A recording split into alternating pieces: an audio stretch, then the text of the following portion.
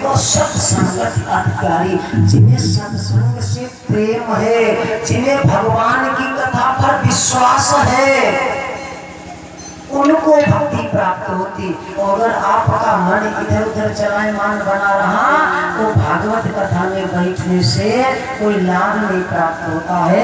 इसलिए भक्ति आपको जब ही प्राप्त होगी, आपके अंदर विश्वास होना चाहिए। कौन सा विश्वास? क्योंकि बिन विश्वास भक्ति नहीं। विश्वास ये होना चाहिए जो व्यास पर बैठा हुआ वक्ता जो कुछ बोल रहा है हमारे हित के लिए बोल रहा है।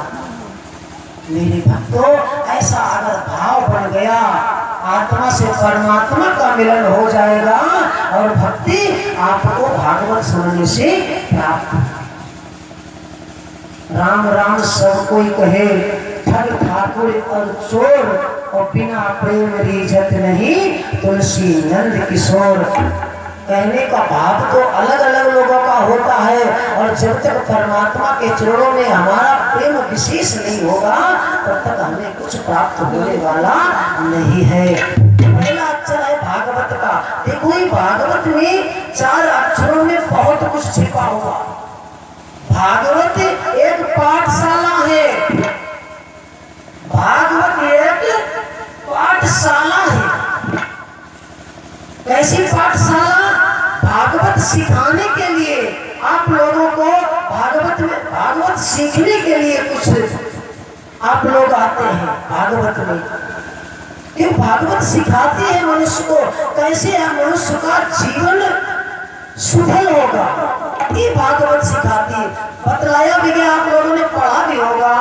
अच्छा, एक की किताब में पहले आया करता था एक श्लोक संस्कृत की, विद्या ददाति विनयम विनयाति पात्रताम पात्रता धर्मम वाप्नोति धनादि धर्मम ततस्सुखम्। इसका अर्थ है कि विद्या जब मनुष्य के पास आती है तब मनुष्य विनम्र होता है। विनम्र वही होता है जो विद्यावान होता है, और जिसके पास घमंड हो, अहंकार हो, गर्व हो, पद का घमंड हो, पैसे का घमंड हो, धन का घमंड हो, वो व्यक्ति विद्यावान नहीं माना जा सकता है, गुणवान नहीं माना जा सकता है। क्योंकि विद्यावान विद्वान वही माना जाता है जिसके अंदर विनम्रता हो, सरलता हो, वही विद्यावान व्यक्ति माना जाता है। तो ये विद्या का एक पाठशाला है, यहाँ पर कुछ सीखा जाता है। तो पहला अर्थ था, पहले अक्षर का भा का भक्ति प्राप्त, जो दूसरा है गा, गा से है ज्ञान, गा से ज्ञान। अब भागवत ज्ञान क्या देती है? भागवती संपूर्ण हमें आपको जीने की कला सिखाती है।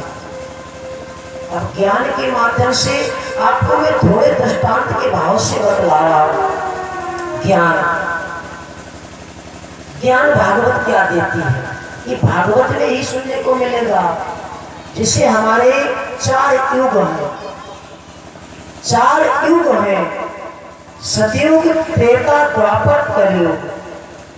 सतयुग की उम्र है 17,28,000 वर्ष, त्रेता की उम्र है 12,96,000 वर्ष, और द्वापर की उम्र है 8,64,000 वर्ष, और कलयुग की उम्र है 4,32,000 वर्ष। 4 वेद हैं, ऋग्वेद, यजुर्वेद और सामवेद, अथर्ववेद। एक 4 वेद हैं, और 4 उपवेद हैं, आयुर्वेद, धनुर्वेद, गंधर्ववेद, स्थापत्यवेद, और 6 शास्त्र हैं, 18 पुराण हैं। भगवान के 24 अवतार हुए,